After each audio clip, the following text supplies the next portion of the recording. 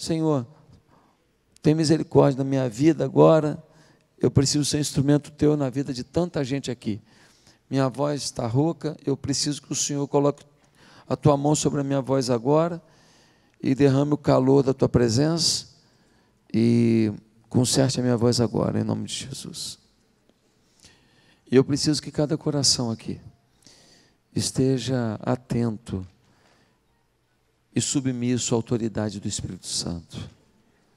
Em nome de Jesus, amém. Queridos, eu quero falar sobre a comunicação vencedora com as crianças em tempos digitais. A comunicação vencedora com as crianças em tempos digitais. Eu não sei se você sabe, mas as crianças brasileiras estão entre as que passam mais tempo utilizando a internet. Elas ficam na terceira posição entre países que possuem maior índice de desenvolvimento e habilidades tecnológicas na faixa etária de 3 a 5 anos. Ou seja, nossas crianças de 3 a 5 anos são especialistas em internet, em coisas digitais. E se você está assustado, eu queria te falar um pouco mais. 66% dessas crianças sabem operar jogos de computador, mas apenas 14% sabem amarrar o sapato. 57% dessas crianças sabem utilizar um aplicativo do smartphone, enquanto 50% não sabem o caminho de casa. Se soltar ele, botar ele na garupa da bicicleta para ele conduzir, não sabe chegar em casa, porque durante o trajeto ele está sempre no smartphone. No grupo entre 6 e 9 anos, 97% usa a internet e passam mais de 10 horas por semana na web. 54% deles têm conta ativa no Facebook, apesar da idade mínima ser 13 anos. 33% das mães não têm nenhuma ideia do que os seus filhos acessam. Ou seja, 1/3 das mães não tem a menor noção do que os filhos estão vendo.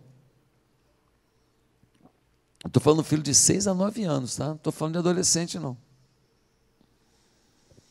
Os especialistas chamam essa nova geração de geração digital, nativos digitais ou geração Z. O que é a geração Z? É todo mundo que nasceu de 1995 para cá.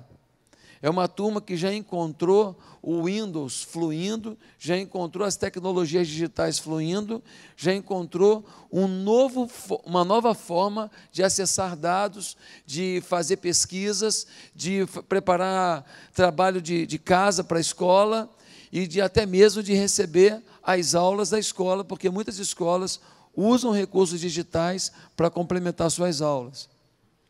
Meu filho, por exemplo, de vez em quando ele está lá no celular, eu falo, está falando o quê? Estou falando do dever de casa. Essa geração, ela é tida como esperta, né? Porque eles entendem, eles fazem uma leitura de como que as coisas funcionam, eles cadastram tudo, eles instalam tudo muito facilmente. A cabeça deles já faz a lógica das construções digitais. Eles são mais rápidos do que a gente. E uma das características que define o comportamento dessa geração é que a internet para eles é tão importante quanto o ar que eles respiram. O pior castigo que eles podem ter é ficar sem internet. Olha, quer ficar sem internet ou oxigênio? Quer ficar sem oxigênio. Mas como aí, você vai morrer, mas o que adianta viver sem internet? É praticamente isso que eles dizem. Para a maioria dos pais e educadores, ensinar filhos em um mundo de tantas opções e ofertas tecnológicas é um grande desafio. Você concorda comigo? É um grande desafio.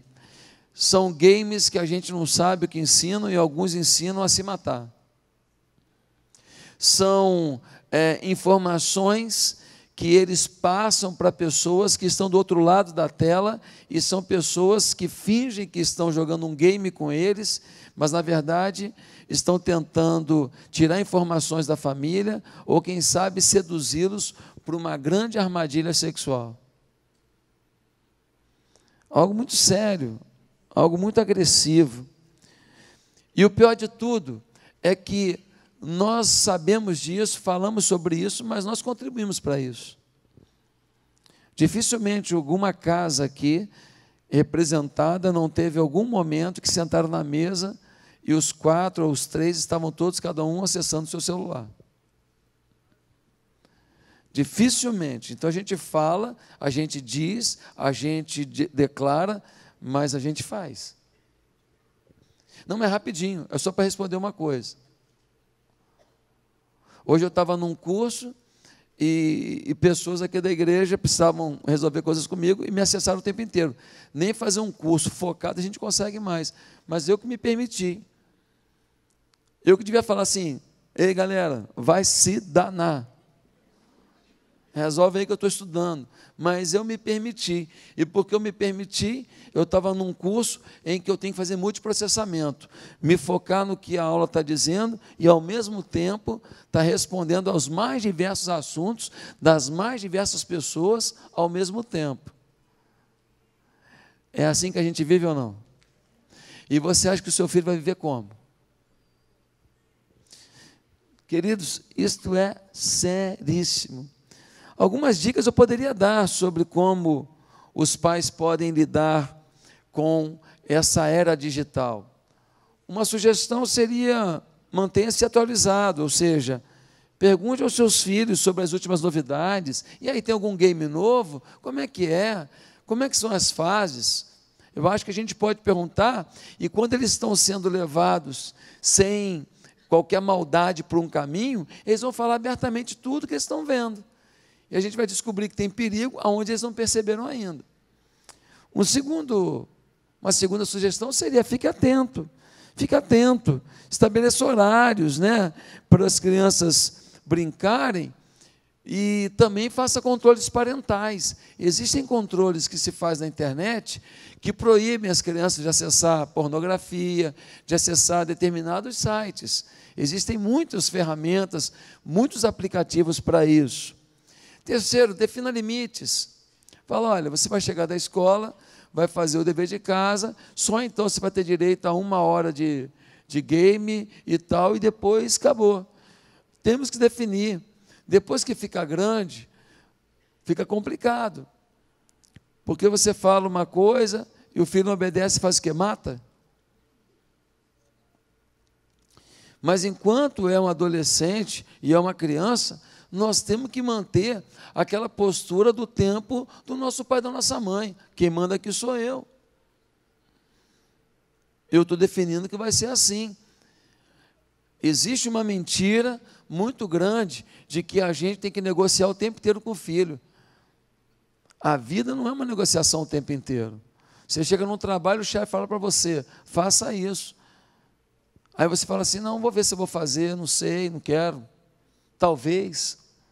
E ele fala: você está no talvez e eu estou com a certeza. Vai para o RH e pega as suas contas, miserável. Sim ou não? A vida é assim. Quando a gente, com uma criança, negocia tudo, a gente está ensinando para ele um mundo que não existe. Quarto lugar, converse. Fale claramente sobre os riscos da internet. Pastor, mas meu filho tem só 6 anos, eu vou conversar sobre isso? Não tem jeito.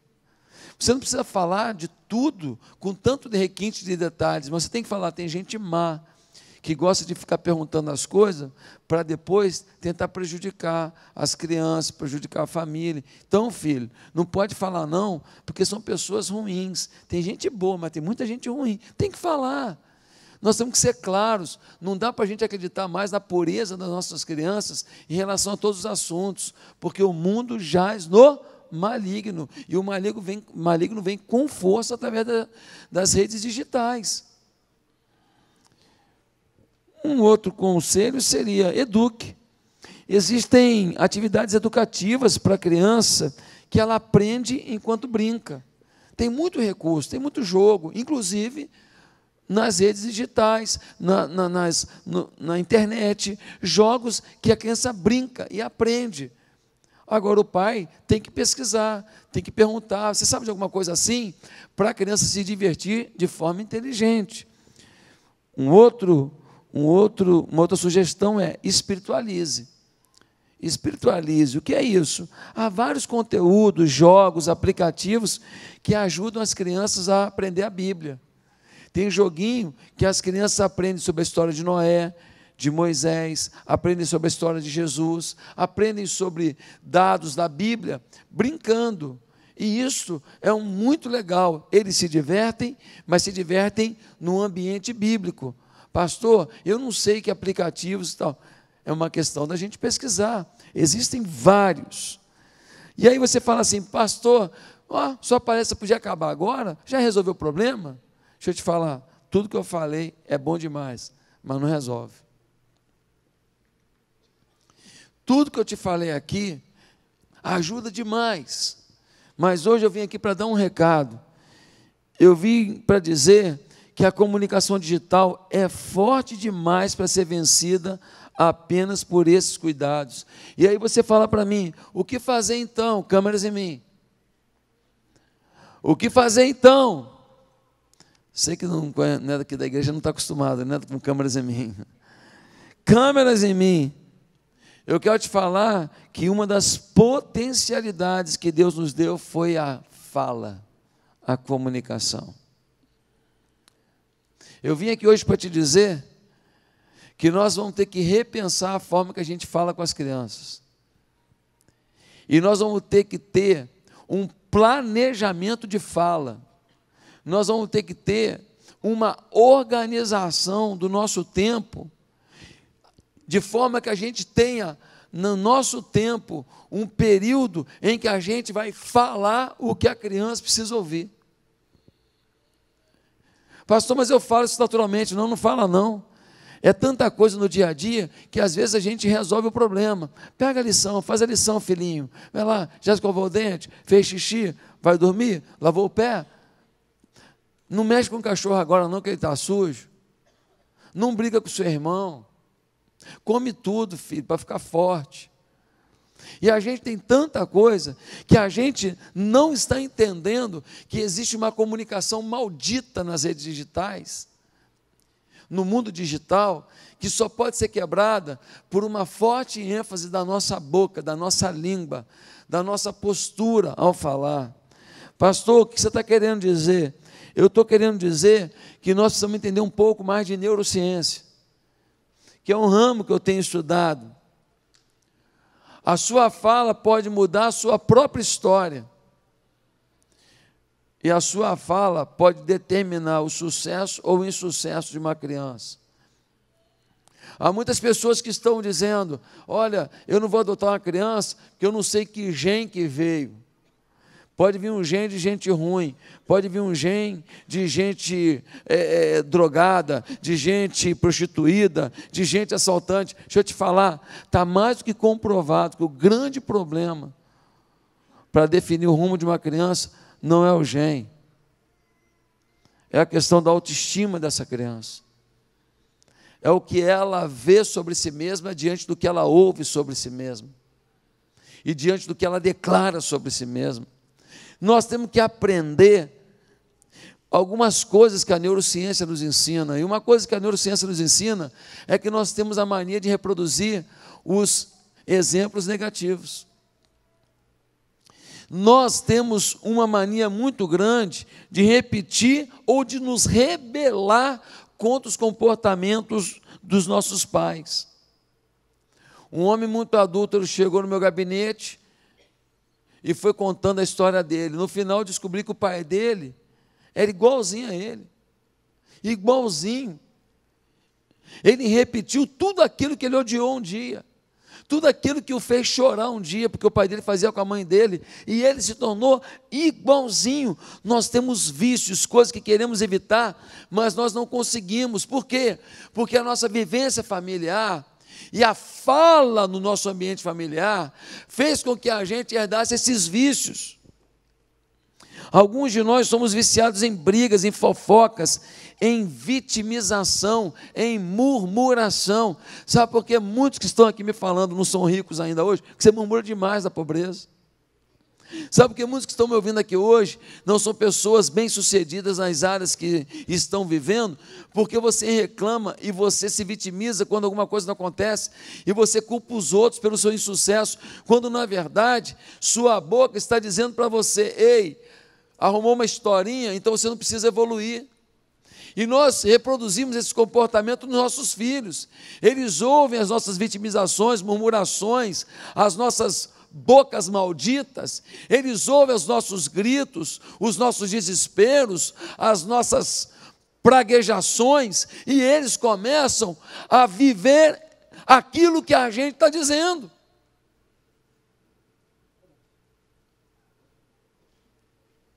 Os nossos filhos, as crianças que você lida, educador, elas são fundamentalmente o resultado do que você fala.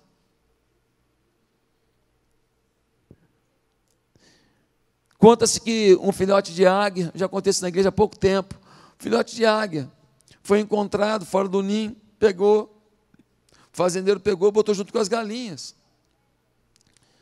Anos depois, veio alguém visitar aquele fazendeiro. Quando chegou no terreno, estava uma águia ciscando, igual galinha. Era uma águia, mas o seu comportamento foi determinado pelo ambiente, pelo sistema, pelo carcarejar ao seu redor. A neurociência mostra o poder das palavras para se quebrar esses vícios. Do mesmo jeito que palavras foram gerando vícios negativos na nossa vida, ou por repetição, ou por rebeldia, palavras benditas, positivas, podem quebrar as maldições sobre a nossa vida. Olha só, deixa eu te falar uma coisa aqui. Presta atenção no que eu vou te falar, que pode mudar a tua vida. Ouve o que eu vou te falar. Uma pessoa sob forte impacto emocional pode ter um comportamento destrutivo de um dia para a noite, sim ou não? Vamos dar um exemplo. O filho de uma mulher bate com um carro e morre. Essa mulher começa a chorar, tal. 1 mês de luto, 2 meses de luto, 3 meses de luto é normal. Mas 10 anos depois ela está trancada num quarto escuro, não quer ver ninguém. É normal? Não. Ela entrou em depressão. Uma situação de forte impacto emocional mudou a história dela para pior. Eu vim aqui para te dizer que uma situação sob forte impacto emocional positiva pode mudar a sua vida num dia para melhor. E é isso, educadores da nossa igreja, que nós temos que acreditar quando lidamos com criança. Nós podemos mudar a história das crianças com um dia, com uma terapia, com um ambiente, com uma dinâmica, com um forte impacto emocional e uma fala positiva, declarando e ensinando as crianças a declarar sobre elas mesmas aquilo que em casa não ouve. O meu recado hoje é que o mundo digital envolve cuidados, mas nós temos capacidades pela neurociência de definir rumos existenciais para as crianças, para os adolescentes. Muito melhor para as crianças, porque ainda estão mais suscetíveis a nos ouvir e acreditar no que dizemos. Ah, queridos, se lançamos palavras ruins que afetam a nossa felicidade, nós vamos pagar o preço. Se lançamos palavras ruins sobre as crianças, nós podemos danificar o futuro delas. E deixa eu te falar uma coisa, não se culpe se você errou. Eu não vim aqui para gerar culpa em ninguém. Eu vim aqui para dizer, vamos consertar esse negócio, dá tempo ainda. Vamos declarar vitória, vamos profetizar sobre nossos filhos. Ah, pastor, meu filho já tem 22 anos, mas ele precisa ouvir o que o menino queria. E sob forte impacto emocional, num ambiente de amor, ele pode mudar a história dele. E perder um rumo negativo e encontrar um rumo positivo de vida. Isso é ciência, isso é claro, isso existem muitos estudos para isso. Daí concluímos que a imprudência verbal é perigosa demais. As pessoas comuns falam do que vem, mas o sábio fala daquilo que ainda não vê, mas que quer trazer a realidade. O que eu estou querendo dizer? Eu estou querendo dizer que o menino mais arteiro da sala, a menina mais complicada, uma criança que tem uns comportamentos que denotam uma certa instabilidade na sexualidade, essas crianças, nós podemos, declarando sobre elas, com ênfase, com crença, com vigor, aquilo que deve ser, elas tomam posse disso e mudam a história delas. É o caso do delegado que falou para uma mãe, falou: mãe, deixa eu te falar uma coisa, esse jovem aqui, adolescente, teu filho está aqui na cadeia, é uma porcaria, não vale nada. Só me desculpe, mas seu filho não vale nada. A mãe virou para o delegado e falou assim: não vale nada para o senhor, mas ele saiu daqui, para mim ele vale tudo. E quero falar uma coisa para o senhor, ele está aqui, que ele está no seminário. Seminário é seminário. Ele veio aqui porque aqui ele estava num caminho tão ruim que ele veio aqui porque tem lição que ele só vai aprender num lugar ruim igual esse aqui. Então ele vai passar por esse seminário aqui e depois vai fazer o outro seminário e ele vai ser um grande pregador. E aquele jovem ouvindo a mãe dele falando aquilo, lá na cadeia, ele teve um encontro com Cristo e ele mudou a vida dele e se tornou um pregador. Meus queridos, fácil olhar para um filho maravilhoso e falar coisas boas. Muito fácil, mas sábio é o que declara diante do que não tem, mas que um dia determina que vai ter. Agora, as palavras são tão importantes, diz a neurociência, que as palavras interferem nos átomos, interferem na formação do seu corpo. É sério. O Paulo Vieira, ele vai dizer que a boca é a máquina reprodutora de realidade. É a máquina reprodutora de realidade. O que eu estou querendo dizer? Essa semana eu estava conversando com um ex-jogador de futebol. Eu estava batendo um papo com ele. E eu comecei a falar sobre isso com ele. Sabe o que ele falou para mim? Ele falou que um dia ele sentiu um negócio e ele falou assim, ligou para o médico e falou: eu rompi lá um músculo lá. Ele disse qual era a lesão que ele tinha tido. E o médico falou: não, você não teve não, rapaz, que isso? Não, vamos fazer o exame segunda-feira, não teve essa lesão não. E ele falou: não, eu tive, pode ter certeza, eu tive. Quando chegou na segunda-feira que ele foi fazer o exame, o joelho dele tinha inchado como se ele tivesse rompido realmente aquele negócio. A musculatura dele estava com todo o líquido como se ele tivesse rompido aquele músculo que ele estava falando. Mas o exame mostrou que ele não tinha rompido o músculo. Ou seja, a cabeça dele determinou sobre uma área do corpo dele a produção de hormônios, de substâncias e tudo mais, como se um inchaço, como se uma lesão tivesse acontecido ali. Você não sabe o poder da sua mente.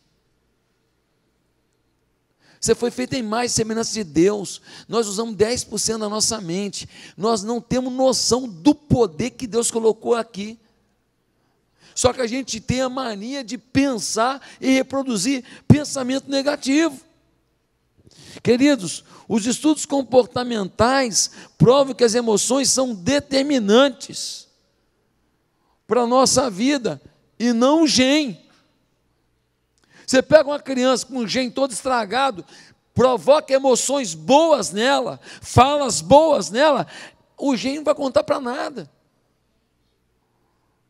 O gene vai se submeter aquilo que todo o sistema emocional dela determinou. Por quê? Porque o seu sistema emocional vai fazer com que você gere algumas substâncias, por exemplo, a serotonina, que é o hormônio da felicidade, a oxitocina, que é o anti-inflamatório natural do seu corpo, vai produzir dopaminas, que são os hormônios da motivação, vai produzir endorfina, que é o hormônio do prazer, da recompensa, da persistência, vai produzir a testosterona, que é o hormônio que leva você para a ação, que leva você para o embate. Estou cheio de testosterona aqui agora. É assim que leva você para a conquista. Pode vir um lutador de UFC, o cara vai ficando velho, está lutando UFC. O UFC, para quem não sabe, aquelas lutas, né? Está naquele lugar lá, vale chute, vale soco, cotovelada, vale tudo, né? Então ele entra lá. Aí o cara vai ficando velho. Aí o cara começa a perder. Aí antes não era proibido tomar testosterona. O cara tomava testosterona, o camarada já com seus 35 anos, ó, maçaroca, não era anabolizante, só testosterona. Maçaroca forte, potencial, soco para cá, chute para lá. Aí proibiram a testosterona, não pode mais testosterona, não pode, está proibido. Aí tu vai ver o cara na próxima luta, peitinho murchinho, bracinho ressequido, é assim, a testosterona. Você sabia que um abraço, vem cá, Dom. Deixa eu te falar, todo mundo aqui tinha que todo dia fazer isso aqui com as crianças. Professor, se você fizesse todo dia com as crianças, você vai salvar uma vida. É isso aqui, ó. Ó, vem cá, fica aqui. Está cheiroso, hein, Dom? Glória a Jesus. Eu não tomei banho, não. Ó, 40 segundos. Sabe o que eu estou fazendo aqui? Produzindo hormônio da felicidade. Obrigado, Dom. Deus te abençoe. Está cheiroso, que bom. Você me abençoa com esse abraço. Dom, eu e você recebemos hormônio da felicidade. 40 segundos. Não é aquele não, 40 segundos. Se a gente pega cada criança, dá aquele abraço assim, esse abraço transmite afeto e vai ativar processos hormonais na criança. Quem está me entendendo?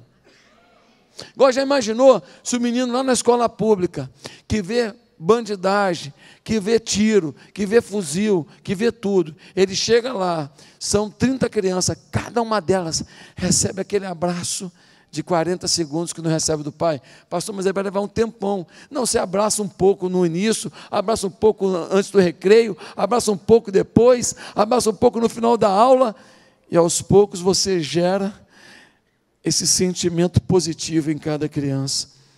Gente, por trás de quase todo problema psicológico está a autoestima. Um jovem bem-sucedido, lindo, ele não conseguia se relacionar com moça nenhuma. Por quê? Porque ele não se sentia merecedor de uma menina legal, de uma menina bonita. Ele não conseguia imaginar, pô, eu mereço. Por quê? Porque a autoimagem dele era negativa. Tem um monte de criança que passou por dificuldade, passou por perda, a família é pobre, mas olha só, o potencial dessa criança é violento. O que a gente precisa fazer é dizer para ela que ela tem potencial, mostrar para ela que ela vai ser empreendedora, que ela vai ser rica, que ela vai ter dinheiro, que ela vai abençoar pessoas, que ela vai ajudar muitas crianças, que ela vai servir a Deus, que ela vai pastorear, que ela vai pregar o evangelho, que ela vai viajar pelo mundo, que ela vai fazer uma viagem missionária, que ela vai poder comprar brinquedos para toda criança que ela quiser, que ela vai fazer a diferença. Ah, pastor, não gosta de falar de riqueza com criança, não, vai falar de pobreza? Ah, não, eu tenho medo de ficar amando o dinheiro. Oh, irmão, olha só, criança. Ele tem que pensar grande mesmo. Ele tem que pensar em ganhar e ganhar muito dinheiro. E tem que falar para ele, mas o dia que você vai ganhar, você vai poder fazer o bem para um monte de gente. Você fala da grandeza do crescimento, você fala da contribuição. Crescimento pessoal, crescimento na contribuição. Eu cresço, eu dou. Eu cresço, eu dou. Eu vou para o quadrante do sucesso. Amém? Nós precisamos fazer isso. A criança nasce com 100% de autoestima. Sabia disso? 100%. Por isso que ela não gostou da coisa, ela, na hora. Tem que me atender. Ah, mas a mamãe está cansada, papai está cansado, eu fui na porta atender, o telefone tocou, o que a criança diz? Dane-se, tem que me atender na hora que eu quero. Estou com dor, estou com enjoo, estou com cólica, estou com fome, estou borrado. Eu não é? Você vai lá, fraldinha. Eu estou com a fraldinha. Eu não é? Porque começa a incomodar, sim ou não? E às vezes você acaba de trocar uma fralda, o que ela faz? Pô, acabou de trocar. Aí você fala assim, R$2,50. Sim ou não? Por quê? Porque ela não está nem aí. O mundo é dela. Essa é a criança. Ouça o que eu estou falando aqui, isso é muito sério. Aos 4 anos, ela tem 96% de ação criativa. O que eu quero dizer com isso? Você pega uma bola vermelha, você chega para o adulto, o que ele fala? O que é isso aqui? É uma bola vermelha. Fizeram a mesma pergunta para um grupo de crianças. Tiveram nos testes 59 respostas diferentes. Por exemplo, uma disse que aquilo era o olho do dragão. A outra que era um tomate sentado. Outra a cabeça do palhaço, e assim por diante. Criatividade pura. Quando eu era pequeno, eu pegava um carro, aquele carro grandão, Fusca. Eu pegava um Fusca com meu pai, e aí eu e minha irmã atrás no Fusca, e meu pai e minha mãe na frente, para a gente passar as férias na casa dos parentes, lá em Vitória. E o que eu via o tempo inteiro? Eu ficava vendo as nuvens, deitado ali naquele banco de trás, confortável, grande, espaçoso, e a gente começa a ver o que? As nuvens. E você começa a ver o quê? O formato das nuvens. E você começa a falar, pai, olha lá, é uma águia. Pai, é um dragão. Sim ou não? Quem é que nunca viu os bichinhos? Por quê? Porque a sua criatividade está acelerada. Você vê um pouquinho de nuvem, você já vê um monte de coisa. E está brigando, e está gritando. Você já ouve até a voz daquela imagem que você viu na nuvem. Gente, se Deus criou o mundo pelo poder das palavras, os pais também podem fazê-lo na vida dos filhos. Agora, aos 30 anos, a criatividade do ser humano, que começou com 96 aos 4 anos, com 30 anos, sabe qual é o nível de criatividade da gente? 2%. A gente sai da emoção e vai para a razão. É impressionante isso. Queridos, um menino trocava o R pelo L. Quem tem filho que troca o R pelo L? Tem? Quem tem filho cebolinha, não tem? Deixa eu te falar uma coisa. Tinha um menino que fazia isso. Aí um dia ele tinha que recitar um negócio na escola. E o pai dele falou assim, não olhe para ninguém, olhe para mim nessa apresentação, porque você será uma águia. O nome do menino era Rui Barbosa, que recebeu o prêmio Águia de Aia. Olha o poder das palavras. Olha o poder das palavras. Eu me lembro que eu fui num prédio, eu gostei muito daquele prédio. Eu falei, puxa vida, esse prédio aqui é perto da igreja, é perto do shopping. E, puxa, que legal. Eu falei para a Bianca um dia, falei, amor, seria tão bacana se a gente morasse por aqui, porque ia facilitar a nossa vida. Anos se passaram, eu moro nesse prédio. Eu moro nesse prédio, que fica perto do shopping e perto da igreja, que facilita a minha vida.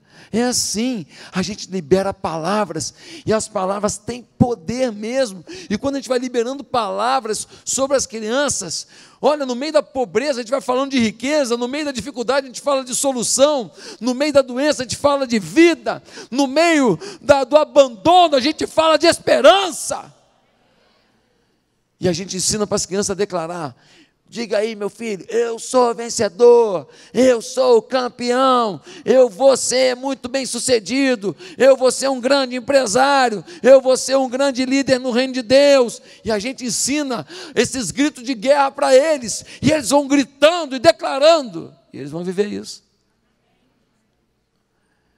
Eles vão tomar posse disso. Nós temos que usar esse lado lúdico. Eu não sei se vocês esperavam isso de mim aqui hoje, mas eu estou trazendo uma palavra aqui que eu acho que tinha que ter um livro sobre isso. Um livro sobre isso, o poder das palavras sobre as crianças no mundo digital. A gente tem que falar sobre isso, as nossas palavras. Ah, pastor, o senhor está falando muito de neurociência. Então tá, quer a Bíblia? Vamos para a Bíblia. Eu só queria te mostrar por que o Harry Potter fez tanto sucesso. É porque ele cria imagens na cabeça das crianças, encanta as crianças, e as crianças veem aquelas imagens, entram naquelas imagens, entram naquelas histórias, e aí eles querem usar a roupa, eles querem o caderno, eles querem a bola, tudo do Harry Potter. E nós não estamos criando imagens de grandes missionários, de grandes avivalistas, de grandes pregadores, de grandes empresários, de presidentes de nação, de grandes deputados, de juízes, de desembargadores, de donos de bancos, de donos de hospitais, na cabeça das crianças. Meus amados irmãos, pastor, o senhor está falando de neurociência, que a Bíblia diz. Querido, a Bíblia diz que suas palavras determinam o seu futuro. Como assim, pastor? Bem, vamos começar por Gênesis. Gênesis capítulo 1, nós vamos ler a partir do verso 1 até o 29, e nós vamos ver que Deus está criando o mundo, e diz assim, e disse Deus, haja luz e houve luz. E disse Deus, haja isso e houve aquilo. E disse Deus, haja isso e houve aquilo. Deus poderia ter soprado essas coisas, Deus poderia ter sussurrado essas coisas, Deus poderia simplesmente ter colocado, estendido a mão e criado, mas Ele decidiu falar. O mundo perfeito, o mundo lindo, o mundo paradisíaco foi gerado pela palavra. Logo em seguida ele cria o homem à sua imagem e semelhança. Em outras palavras está dizendo, ei, você com a sua boca pode criar um mundo melhor. É por isso que eu gosto do Salmo 33, 6, que diz, pela palavra do Senhor foram feitos os céus e todo o exército deles, pelo Espírito da sua boca. E aí no Gênesis 1, 26 diz, façamos o homem à nossa imagem, como nossa semelhança, e que eles dominem sobre os peixes do mar, as aves dos céus, os animais domésticos, todas as fezes, todos os répteis que rastejam sobre a terra. E Deus criou o homem à sua imagem. A imagem de Deus Ele o criou, homem ou mulher o criou. Se Deus criou as coisas através da palavra, será que isso também não quer dizer que nossas palavras criam realidades boas ou ruins? Logo depois de usar as palavras, criou a sua imagem. Está conectado. É a primeira palavra do Senhor sobre nós, que somos imagem e semelhança dEle, após Ele simplesmente abrir a boca e criar o mundo. Queridos, em Mateus 8:8, nós temos a história de um centurião, e diz assim, respondeu o centurião, Senhor, não mereço receber-te debaixo do meu teto, mas dize uma palavra e o meu servo será curado. Olha o que a Bíblia diz que Jesus estava indo para a casa de um homem para curar um servo na casa dele. Ele soube que Jesus estava indo, ele mandou um recado, fala para Jesus que ele não precisa vir na minha casa não sou digno, mas se ele disser uma palavra, daí o meu servo aqui será curado. O que esse centurião está ensinando para a gente? Que tudo o que é palavra que Jesus diria, se você declarar que Jesus está dizendo, através da tua boca, Jesus estará fazendo. Ele declarou, se tu disseres uma palavra, meu servo será curado. Quem declarou isso? Foi um homem. Quem profetizou? Foi o homem. A voz do homem foi a voz de Jesus. Quem está me entendendo, diga, eu estou. Quem está me entendendo, diga eu estou. Esse homem declarou que a palavra de Jesus estava na sua fé, na sua profecia, na sua boca. Fala para Jesus, não precisa vir não, hein? Se ele disser uma palavra, meu servo vai ser curado. Olha isso, gente. Esta palavra confirma a neurociência. Esses textos estão dizendo que a neurociência diz que a palavra tem poder, mas a Bíblia está dizendo que a palavra tem todo poder. Vai além da neurociência. A Bíblia está dizendo, pode ser a doença que for, se Jesus declarar, vai resolver. Então, você tem que declarar em nome de Jesus o que você quiser sobre a sua vida. Por isso que eu tenho que acordar de manhã, eu tenho que botar um espelho diante de mim, eu tenho que olhar para ele e falar o que para o espelho? Eu sou muito bom. Eu sou legal. Pastor, eu vou fazer isso? Então, como é que você fez? Eu fiz, não deu certo não. Como é que você fez? Eu cheguei no espelho e falei assim, eu sou muito bom. Eu sou legal. Hoje eu vou ter um dia maravilhoso. Hoje eu vou vender. Vou bater minha meta. Hoje eu vou falar de Jesus. Um monte de gente vai se converter. Eu sou lindo. Gente, que declaração é essa? Você acha que Deus criou o mundo desse jeito? E disse Deus, haja luz, e houve luz. Eu tenho que declarar, eu sou um campeão, eu sou uma pessoa muito especial, e Deus vai me dar a vitória. E se eu tiver alguma dificuldade hoje, eu vou saber lidar com ela, e eu vou dar a volta por cima, porque o meu Deus está comigo, e eu posso todas as coisas, e eu sou uma pessoa muito bacana, muito especial mesmo. E quem é amigo meu, tem um grande amigo, e quem anda comigo, anda com uma grande pessoa. Você tem que declarar, não o que disseram sobre você, mas o que Deus diz sobre você.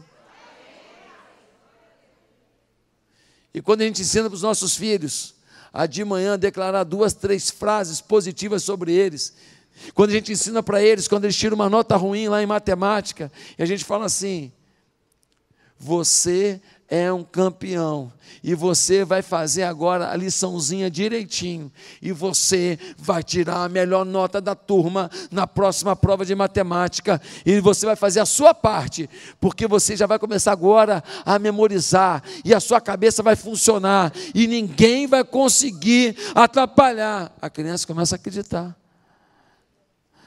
Mas quando a gente fala assim, ele é bom em português, mas em matemática é ruim demais.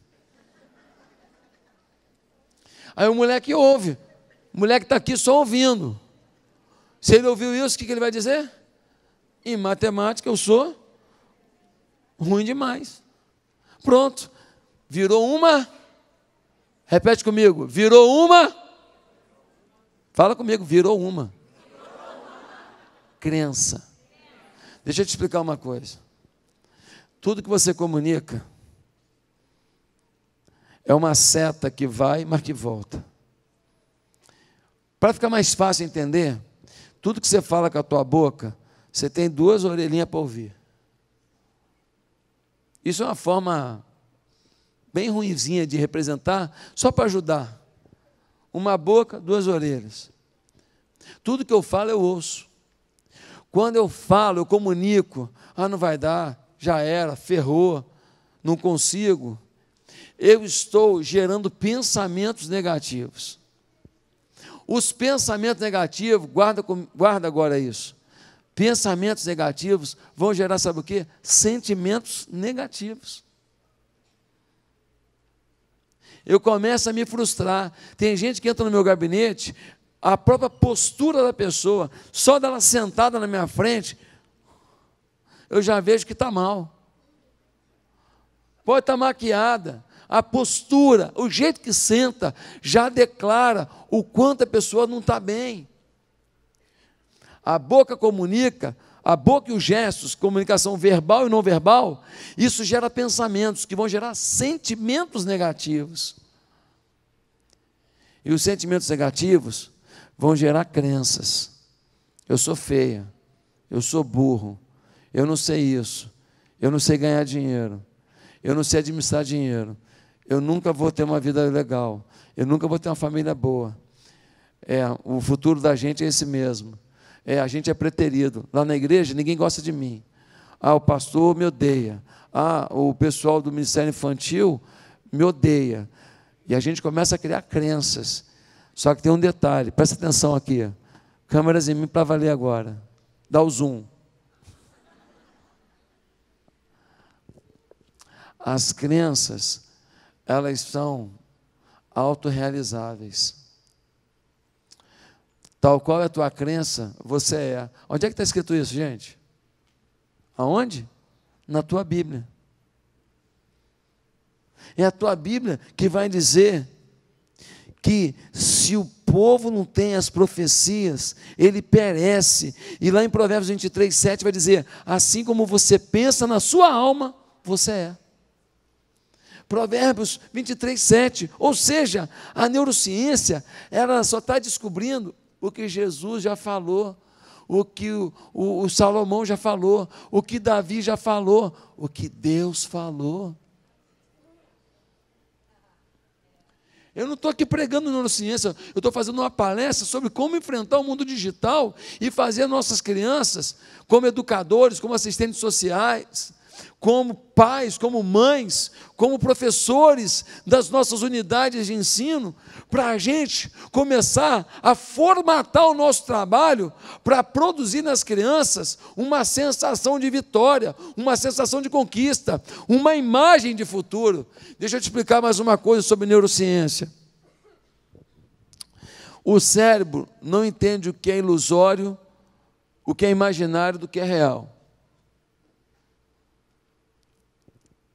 Quando no primeiro dia de culto dessa igreja, numa escola municipal, com menos de 30 pessoas, eu falei assim, essa igreja, menos de 30 não, tinha um pouco mais, que o pessoal de Ipatinga tinha vindo nesse dia para a minha posse, o pessoal da minha ex-igreja.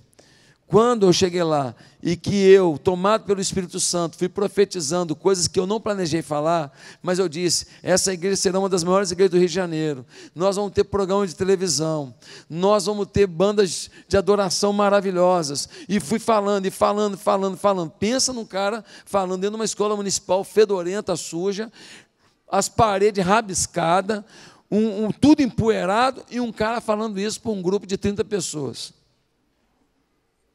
É coisa de gente normal? Não é. Aí você fala, você é maluco. Não, não é maluco não, eu até sou, mas até sou. Mas naquele dia, era a maluquice do Espírito Santo. E eu estava declarando. Mas porque eu declarei, me comprometi. Tudo que você declara, você tem que se comprometer. Se você fuma, não sei se tem alguém aqui que ainda comete esse erro contra si mesmo de fumar. Se uma pessoa fuma, e ela fala para todo mundo assim, parei de fumar. Aonde ela chegar com um cigarro na mão, alguém vai falar para ela o quê? Pô, tu não falou que parou de fumar? Sim ou não? Então, dá um conselho para o seu amigo que quer parar de fumar, manda ele falar para todo mundo que parou. Vai todo mundo pegando no pé dele, perturbar ele o tempo inteiro. Então, você falou, agora tem que se comprometer. Se você falou que parou, então você tem que parar.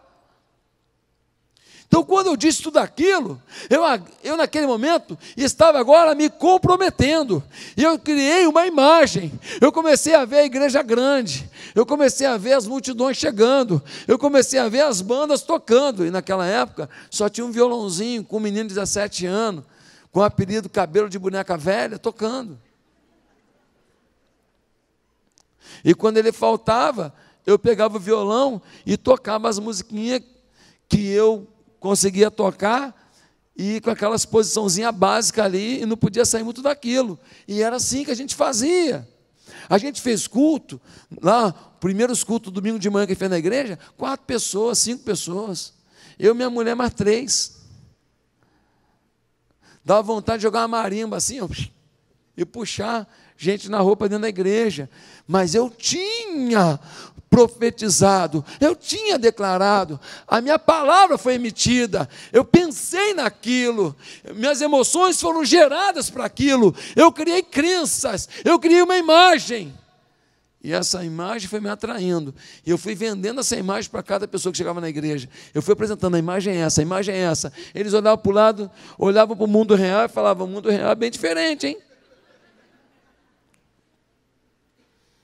Para quem não conhece a nossa igreja, quando a gente saiu da escola, que foi um avanço danado, nós fomos para um hotel. Quando nós saímos do hotel, nós alugamos uma casa. E essa casa foi um avanço tremendo. Agora tinha igreja todo dia, porque o hotel era só no domingo. E nessa casa, a gente tinha um corredorzinho que dava dentro do templo. Começou a encher de gente. Então a gente foi botando gente assim e assim. Era uma igreja em L. E eu botei o púlpito na quina, para poder ver quem está aqui e quem está aqui. E as duas portas dos dois banheiros, masculino e feminino, era para dentro do templo. Então, quando alguém estava no banheiro, né, conforme o tempo da descarga, todo mundo já sabia o que tinha acontecido. É, sem brincadeira, é assim. Aí você ri, mas era o melhor que a gente tinha. Não é engraçado hoje? Mas naquela época era o que a gente tinha. Agora imagina aquela irmã que chegava com a bolsa bonitona, aí falava, acho que eu vou no banheiro. Olha que situação. Olha que constrangimento, mas era a nossa realidade. E a gente hoje tem o maior orgulho disso. Histórias difíceis têm finais que geram autoestima, valorização, validação sobre nós mesmos, sim ou não? Se você não faz nada difícil hoje, procura uma coisa difícil para fazer. Porque isso só vai validar você mesmo diante de Deus, só vai validar você mesmo como um servo, se você estiver fazendo alguma coisa que envolve sacrifício.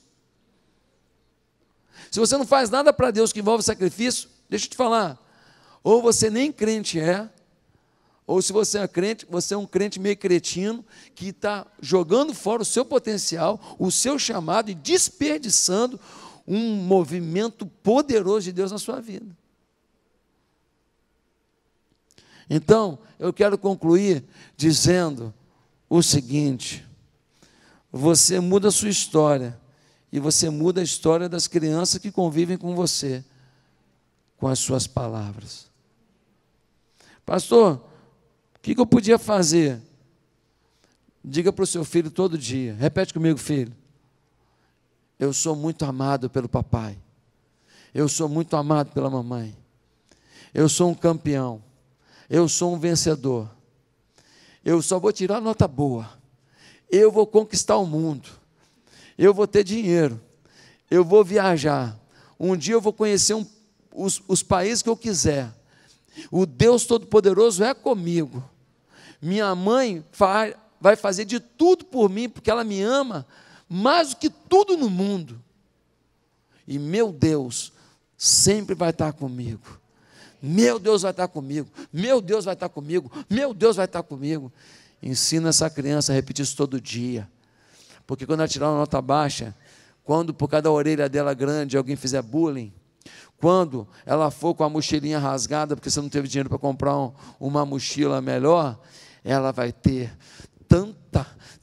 tanto depósito de autoestima, tanto depósito de alegria, tanto depósito de vitória, tanta palavra profética, que as setas negativas não conseguirão superar as setas de vitória que ela já lançou sobre si mesma. Que Deus nos abençoe. Amém.